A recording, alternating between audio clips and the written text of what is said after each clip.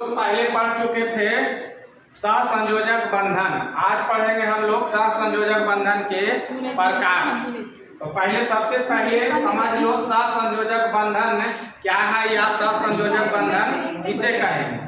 तो जब दो परमाणुओं के बीच इलेक्ट्रॉनों के साझेदारी के फलस्वरूप जो बंधन बनता है उसी को कहते हैं सहसंयोजक बंधन। मतलब दो पदार्थ रहे, दो परमाणु रहे और दोनों इलेक्ट्रॉनों का आदान प्रदान अगर करता है तब उसे हम लोग कहेंगे सहसंयोजक बंधन।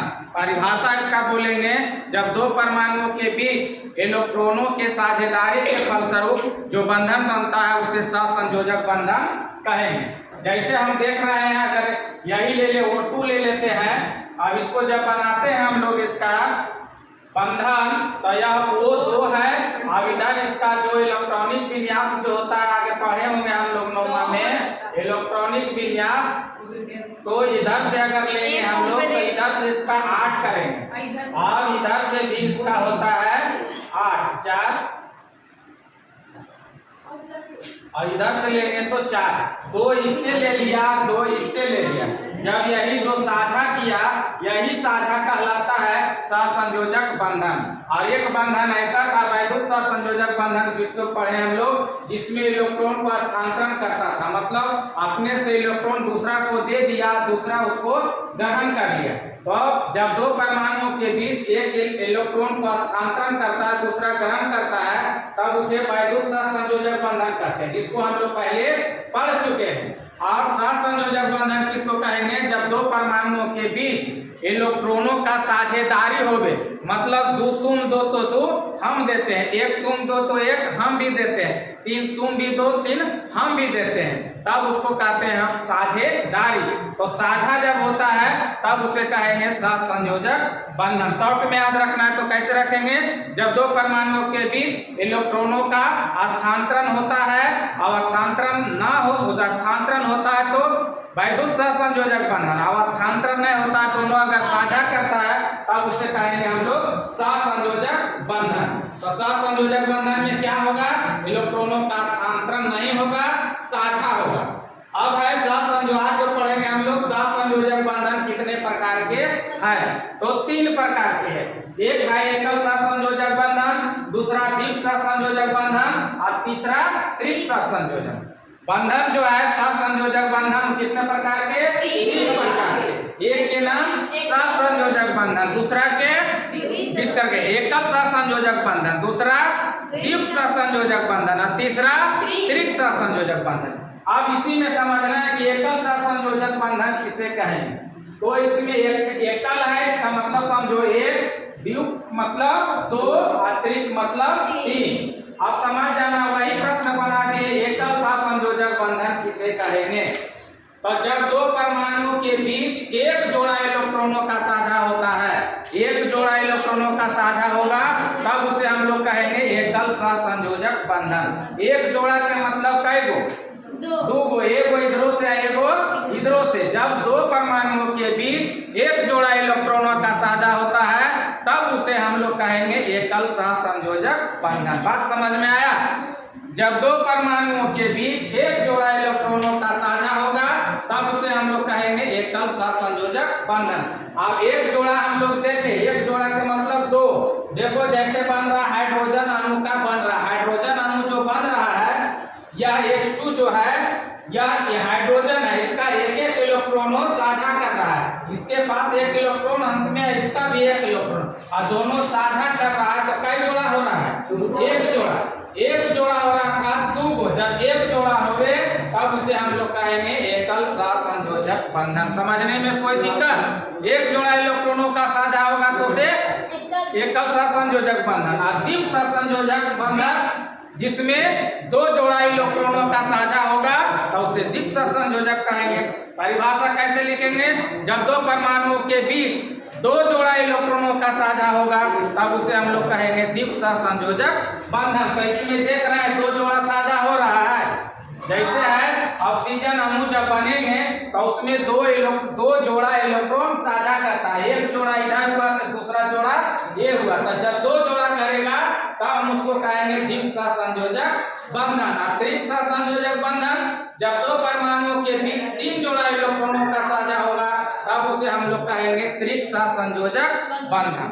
एगो करेगा तो एकल बंधन, दो गो करेगा जोड़ा में, दो जोड़ा करेगा तब द्विक सहसंयोजक, और तीन जोड़ा करेगा तो त्रिक सहसंयोजक बंधन। किसी प्रकार इसमें समझने में कोई दिक्कत है? सहसंयोजक बंधन किसे कहेंगे? तो जब दो परमाणुओं के बीच इलेक्ट्रॉनों का साझा होगा तब उसे हम लोग सहसंयोजक बंधन कहेंगे। सहसंयोजक बंधन कितने प्रकार के हैं? तो तीन प्रकार के, एकल सहसंयोजक बंधन, द्विक सहसंयोजक बंधन और त्रिक सहसंयोजक बंधन। एकल सहसंयोजक बंधन किसको कहेंगे? तो जब दो परमाणुओं के बीच एक जोड़ा इलेक्ट्रॉनों का साझा होगा तो उसे एकल सहसंयोजक। जब दो परमाणुओं के बीच दो जोड़ा इलेक्ट्रॉनों का साझा होगा तो द्विक सहसंयोजक, और जब तीन जोड़ा इलेक्ट्रॉनों का साझा होगा तो त्रिक सहसंयोजक बंधन। कुछ यहाँ यौगिक है और उस यौगिक का सूत्र इसको याद रख लेना। पूछा जाता है कुछ कि मीथेन का अणु सूत्र क्या होता है? CH4। ये बनाने के लिए अगला क्लास में सिखा देंगे, अगला पढ़ाएगा अगला दिन तक। सूत्र इसका याद रखिए, मीथेन का क्या हो गया?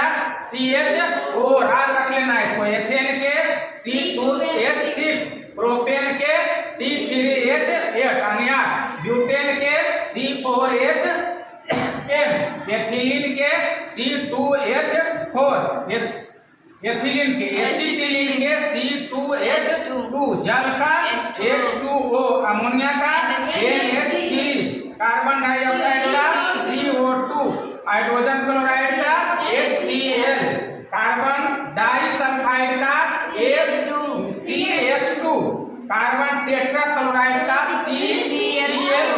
CCl4, ग्लूकोज का C6H12O6, यूरिया के H2HCONH2।